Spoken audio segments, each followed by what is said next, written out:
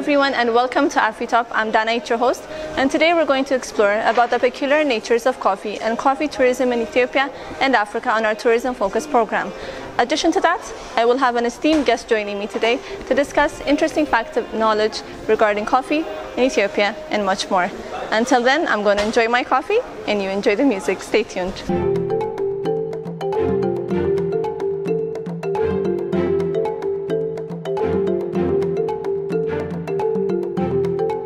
Ethiopia is the land of origin for mankind.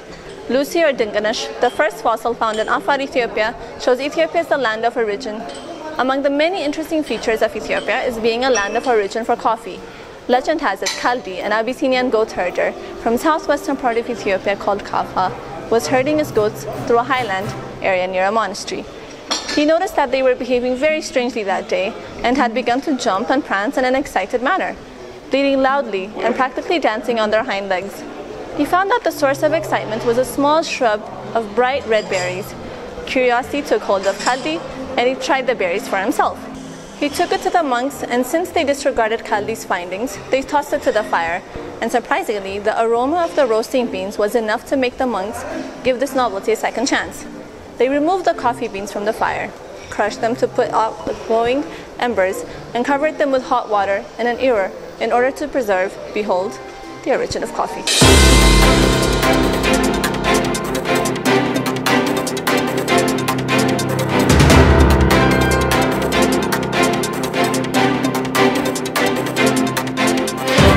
Hello and welcome to AfrEITOP's updates for this week. I'm Hanan Ibrahim with the latest updates.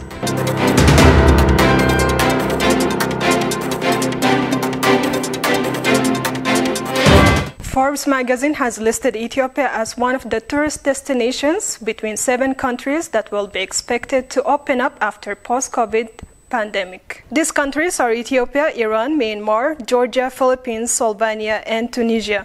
In accordance to magazine's explanation, the country's overall tourism activities is affecting the COVID-19 pandemic and has lost huge amount of income from the sector, but the government is working hard to support the sector through different mechanisms such as providing loan having low interest rate, extending loan payment period, minimizing the interest rate of previous loans, and other supports. The Forbes magazine analysis shows that the fundamental reasons why Ethiopia will become one of the premier 7 countries after the pandemic is based on the country's natural, historical, cultural, and other heritages, which are moreover being the land of origin for the mankind, an ancient civilization, and other many unique factors like the traditional food injera, which is eaten by using hands that everybody has to experience minimum once in a lifetime.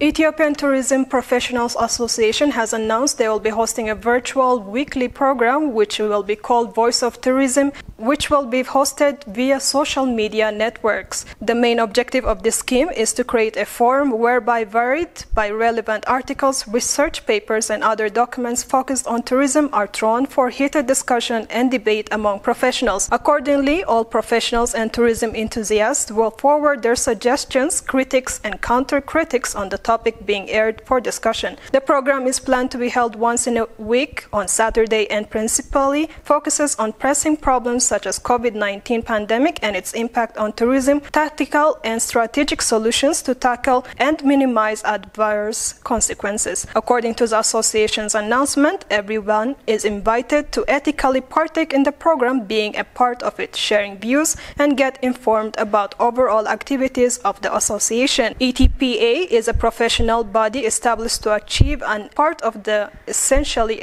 interrelated objectives in the tourism industry of our country.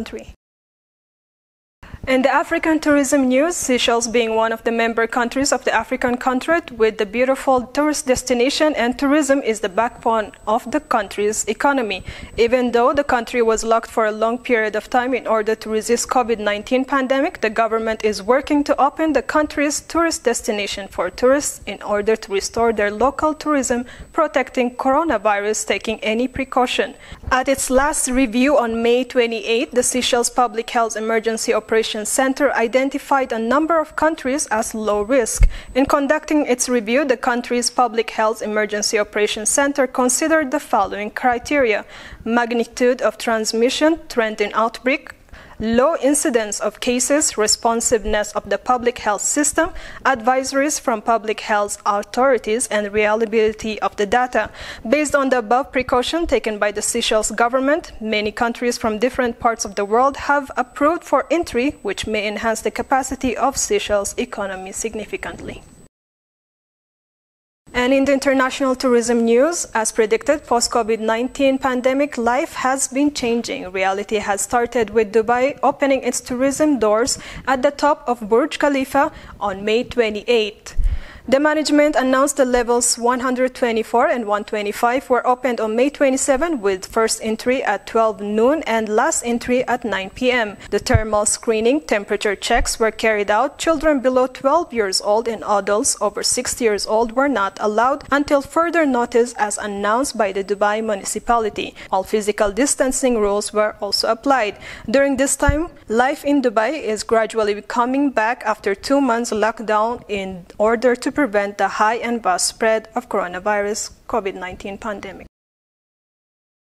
AfrEITOP television programs would like to remind our viewers to wash their hands for 20 seconds, use face masks, and practice social distancing in keeping with our social and cultural values for a better future post-COVID-19 pandemic.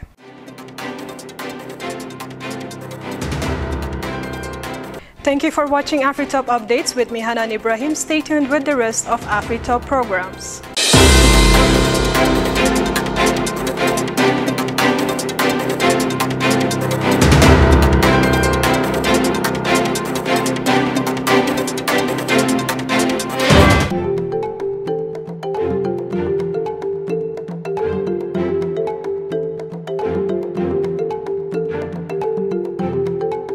Ethiopia is a prominently mentioned coffee-producing country with a strong coffee-drinking culture.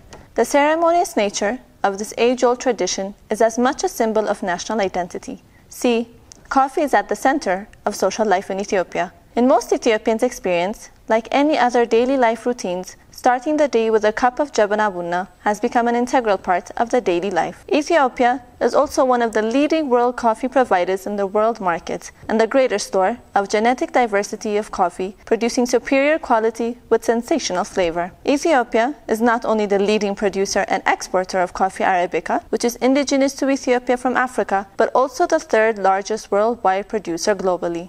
Our country is exporting coffee almost all over the world, namely to more than 50 countries in Europe, Asia, Middle East, the Far East, and America. Established half a century ago, the Ethiopian Coffee Exporters Association is an association serving as one of the prominent business associations in the country, with the prime objective of promoting Ethiopian coffee in the world market. The Ethiopian Coffee Exporters Association provides different services to the members of the association and serves as one of the leading institutions for the business relationship between the government and the members of the Ethiopian coffee importers. Ethiopian Coffee Exporters Association is a member of Specialty Coffee Association, Specialty Coffee Association of Japan, and the African Fine Coffee Association.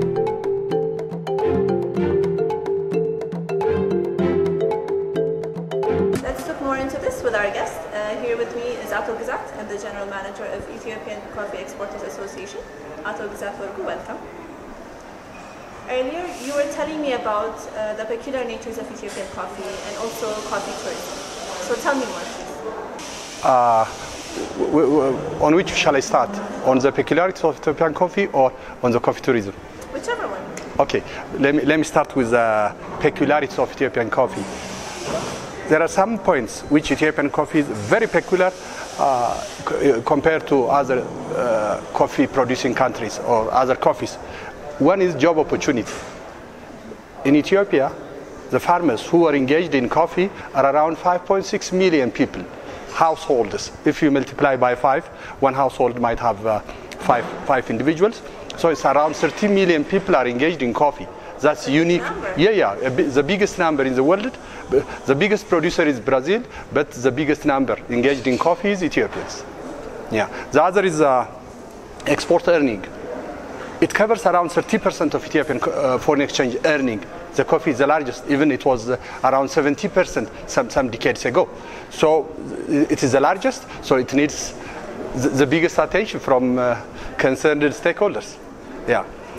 The other part is conducive climatic conditions. Edaphic and climatic conditions, resources are very conducive for coffee. When I say this, Ethiopian climatic condition is from lowland to highland, around from 1,600, 1,500 to 2,400. It's conducive altitude for coffee production. So when you take Ethiopian edaphic soil type and climatic conditions, it's very, very conducive for coffee production. So it's possible to produce more coffee quantities than what we are producing now. So there is ample opportunities to produce higher quantity and to export higher quantities than what we are doing now. So one is that. The other is coffee varieties. That's a very surprising point where you're going to see the peculiarities of one of the peculiarities of Ethiopian coffee. Coffee varieties, it's assumed by many researchers it's more than 10,000 varieties are found in Ethiopia. Some are in ex situ and some are in situ. In Jimma University, when you take ex situ, it's kept at Jimma University around 6,000 varieties. This is a very unique part of Ethiopian coffee and which we have to use as a selling point. The other is specialty coffee. The specialty coffee, when you say specialty coffee, it's related to its traceability, quality, and sustainability. In this aspect, Ethiopia has a big opportunity in producing specialty coffee. It's Ethiopian coffee cup quality, cup profile is cherished by many international coffee lovers and aficionados. Yeah, of course. Even sometimes, you know, when you relate to the coffee culture, you find coffee trees of as old as 300 years in Ethiopia. For coffee production, that's not good. For coffee tourism, it's best. You don't find an old as old as 300 years coffee tree in another country. So in Ethiopia, you find that around west part of Ethiopia, you're going to find old trees. Yeah, for production it's bad. Is it? For productivity? Yeah. Yes, it's not good. It's old enough. Yeah, it has to be pruned or stamped. Yeah. So you were also telling me how most of the coffee that is grown is usually used for household. Yeah. Okay, so tell me more about how coffee and tourism go together, especially with Ethiopian country. Coffee and tourism. Tourism is more of visiting and enjoying what you get naturally or man-made. And the coffee itself, it's economic activity. So people this time, they are going and visiting. Let me mention one thing which you have not enjoyed before I tell you about coffee tourism. If you go to Japan, there is forest bathing. Yeah.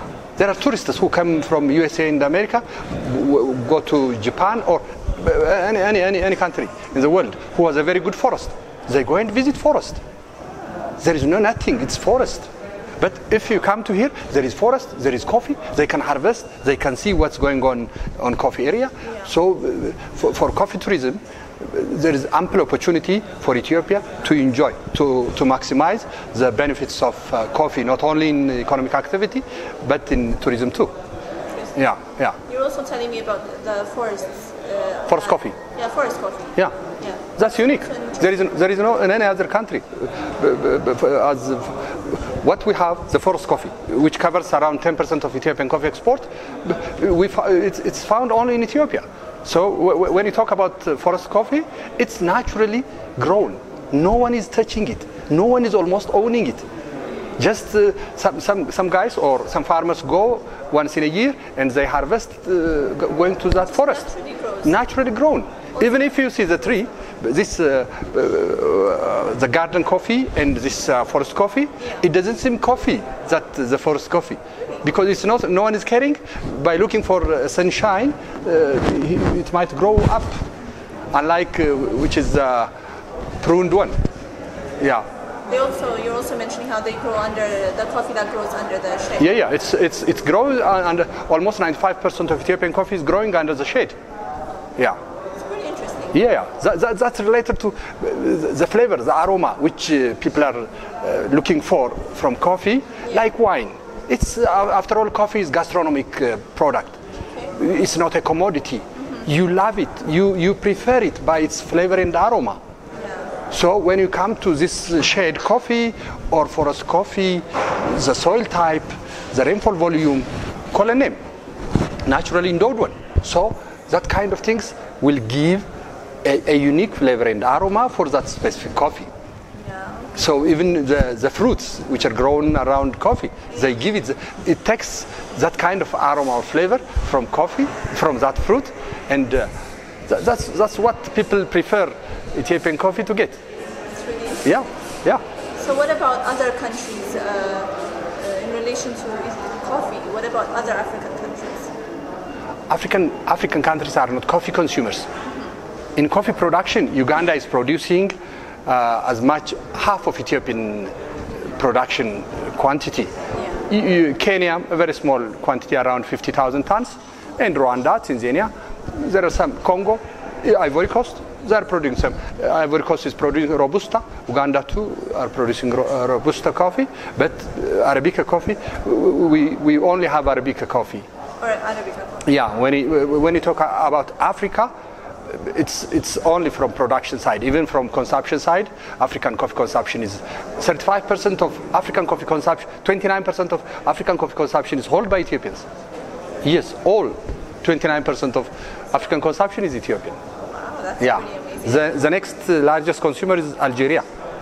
Oh. Yeah, for Ethiopian consumers, which we have not reached out. Ethiopian exporters, which we have not reached out. So there is a lot more potential in regards to the exporting of the coffee. Of course. Maghrebs are one of potential coffee buyers. Yeah.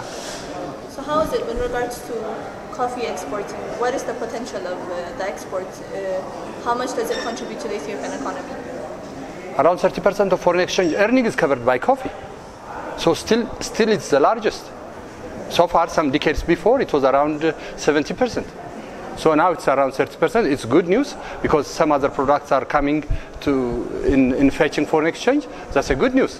But still, coffee is number one. It needs attention, number one attention. More attention. Yeah.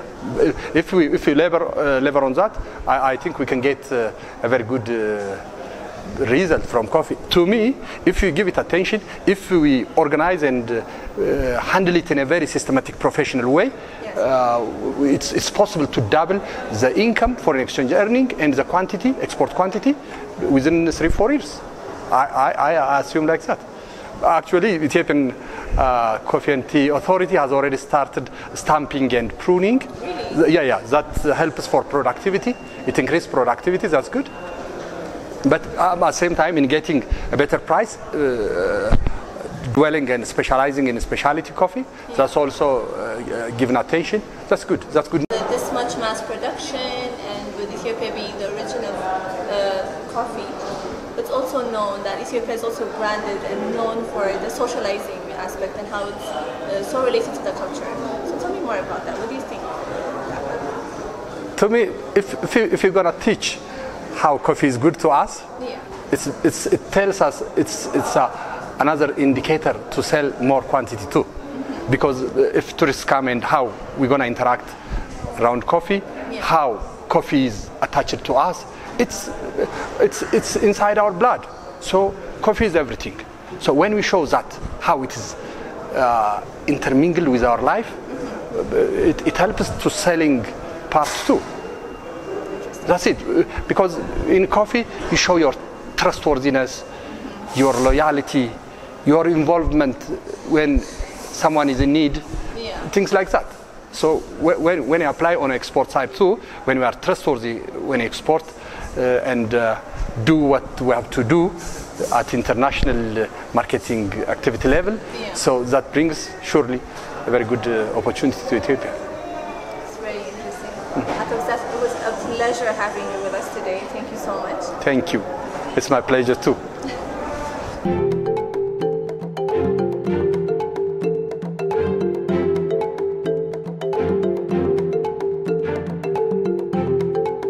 Family of AfrEITOP, this is what we have for you today in regards to Ethiopian traditional coffee. We will be back next week exploring more interesting and unique facts about coffee, the modern aspect of coffee as well. Trust me, you don't want to miss our second program of Peculiar Natures of Coffee. I'd also like to express my heartfelt gratitude to Lucy Coffee. I'll see you next week, and remember, stay safe.